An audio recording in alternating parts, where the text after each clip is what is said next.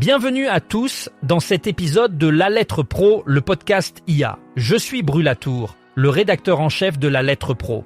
Aujourd'hui, nous allons explorer les actualités marquantes de la journée dans le monde de la radio et du podcast. Voici les titres du jour. La Confédération nationale des radios associatives, connue sous le nom de CNRA, a récemment conclu un partenariat stratégique avec The Voxcop pour offrir à ses membres un accès privilégié à la plateforme numérique Zencast.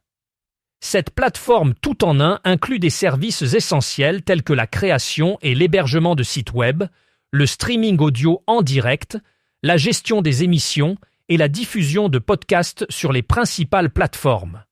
Grâce à ce partenariat, les radios associatives réparties sur 80 départements bénéficient d'un tarif préférentiel de 569 € hors taxes par an, contre un prix public de 849 € hors taxes. L'objectif est de faciliter l'adoption de cette solution intégrée et de soutenir les radios locales dans leur transition numérique, en leur fournissant les outils nécessaires pour enrichir leur contenu et diversifier leur mode de diffusion. France Culture a décidé de diversifier ses formats pour attirer un public plus large. En effet, la chaîne mise désormais sur l'intégration de contenus audiovisuels pour répondre aux attentes changeantes de son audience. Cette stratégie inclut le développement de podcasts et de vidéos visant à enrichir l'expérience des auditeurs et à capter l'attention d'un public plus jeune, souvent habitué à consommer du contenu multimédia. L'initiative s'inscrit dans une démarche globale d'innovation numérique permettant à France Culture de se positionner comme un acteur incontournable dans le paysage médiatique moderne. En investissant dans ces nouveaux formats, France Culture espère non seulement fidéliser son public actuel, mais aussi séduire de nouveaux auditeurs qui recherchent des contenus variés et accessibles sur différentes plateformes. Cette évolution témoigne de l'engagement de la chaîne à rester pertinente dans un environnement médiatique en constante évolution. Un tiers des Canadiens écoutent désormais des podcasts chaque semaine, ce qui souligne l'importance croissante de ce média dans le paysage audio canadien.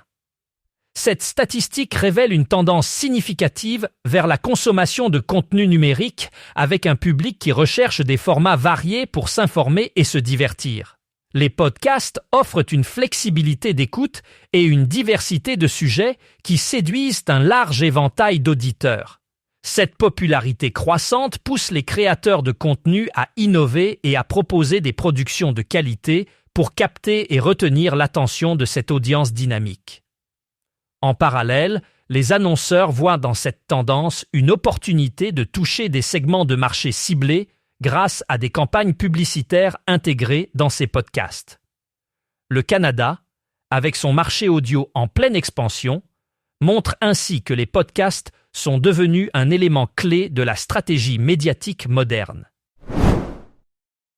Ce 28 septembre, Énergie Belgique s'associera à l'événement solidaire Run to Kick au Bois de la Cambre pour soutenir l'association Kick Cancer.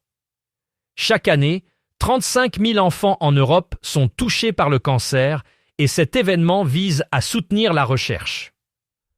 La course solidaire est ouverte à tous, des sportifs confirmés aux familles et étudiants. Chaque adulte doit collecter au moins 200 € et chaque enfant ou étudiant 100 €.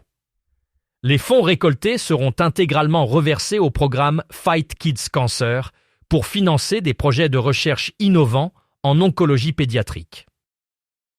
Énergie Belgique offre un soutien médiatique puissant à cet événement, augmentant ainsi sa visibilité. Après la course, un concert exclusif réunira Elena, Mantissa, Ber, Puggy et Lynn pour remercier les participants. Cette initiative témoigne de l'engagement continu de Énergie envers l'enfance, renforcé par des actions comme l'Incroyable Noël et l'Incroyable Rentrée. Avant l'événement, Énergie mobilisera son antenne avec une émission spéciale le 19 septembre, incitant les auditeurs à faire des dons et à participer activement à cet élan de solidarité. RCF Bordeaux intensifie ses efforts pour renforcer sa présence en Gironde en mobilisant ses mécènes.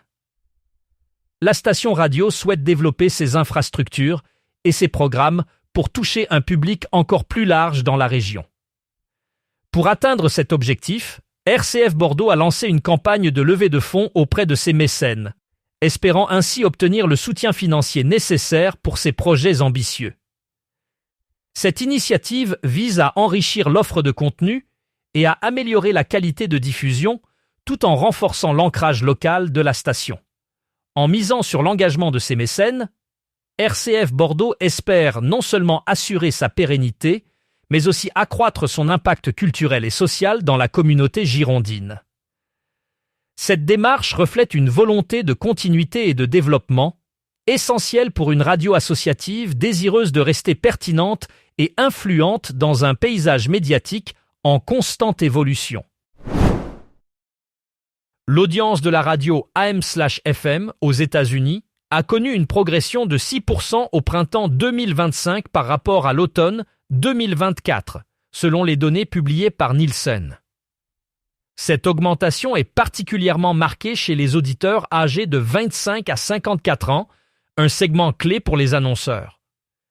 Les créneaux horaires du soir et du week-end ont enregistré des hausses significatives de 11% et 9% respectivement. Ces chiffres illustrent la résilience de la radio comme média de masse, capable d'attirer une large audience à travers différents moments de la journée. Le retour en force de l'audience radio souligne l'importance continue de ce média dans le paysage médiatique américain, offrant aux annonceurs une plateforme efficace pour toucher un public diversifié et engagé. Cette tendance positive reflète également un intérêt renouvelé pour les contenus radiophoniques, alors que les auditeurs recherchent des expériences d'écoute variées et accessibles. Radio Restos célèbre cette année ses 40 ans d'engagement avec une 6e édition spéciale qui aura lieu du 26 au 28 septembre 2025. Cet événement marquant rassemble une 50aine de grandes voix de la radio française pour 48 heures de direct, diffusées en ligne et sur plusieurs radios FM au profit de la petite enfance. Initié par Bruno Guillon, Manu Lévy et Laurent Petit-Guillaume, Radio Restos continue de soutenir les Restos du Cœur en appelant aux dons. Cette année, l'accent est mis sur la petite enfance avec une collecte dédiée pour financer des kits bébés et aménager des espaces pour les jeunes enfants dans les centres d'accueil. En 2024, 600 000 € avaient été récoltés. L'événement sera accessible sur le site et l'application Radio Restos, ainsi que sur Radio Player, RMC et la chaîne YouTube des Restos du Cœur, soulignant l'importance du numérique dans cette mobilisation solidaire. Dans la région des Pays de la Loire, le modèle associatif des radios est actuellement sous une pression financière accrue. Les subventions publiques, qui représentent une part significative du budget de ces radios, ont diminué, obligeant ces dernières à chercher de nouvelles sources de financement. De plus, les coûts opérationnels augmentent, notamment en raison des avancées technologiques nécessaires pour rester compétitifs dans un paysage médiatique en évolution rapide.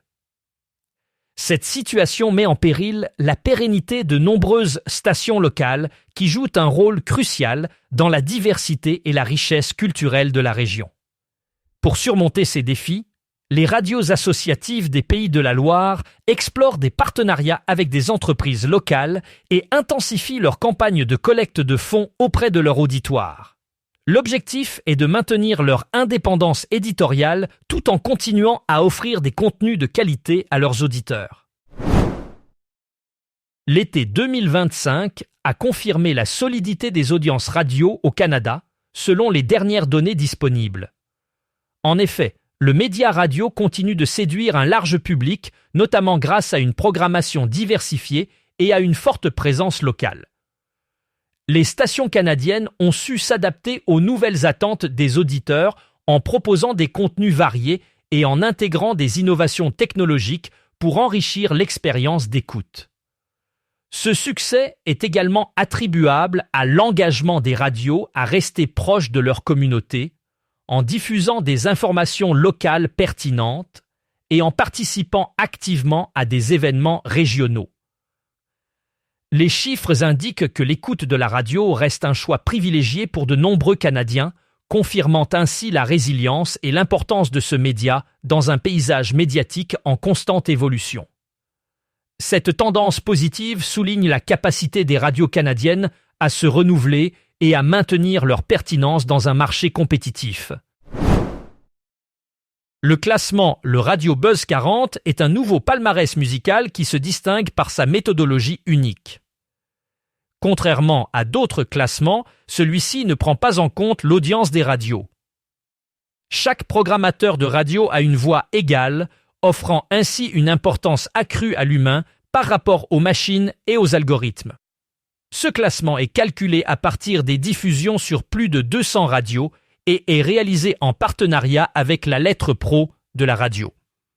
Il met en avant les titres qui se démarquent par leur originalité et leur intérêt musical. Chaque semaine, les auditeurs peuvent découvrir la meilleure entrée, la progression la plus marquante et aussi la plus grosse chute dans ce classement. Pour consulter la suite du classement et découvrir les autres titres, rendez-vous sur le site de la lettre pro de la radio. Merci d'avoir été à l'écoute de cet épisode de La Lettre Pro, le podcast IA. Pour plus d'informations sur ces sujets et bien d'autres, n'hésitez pas à visiter notre site web lalettre.pro.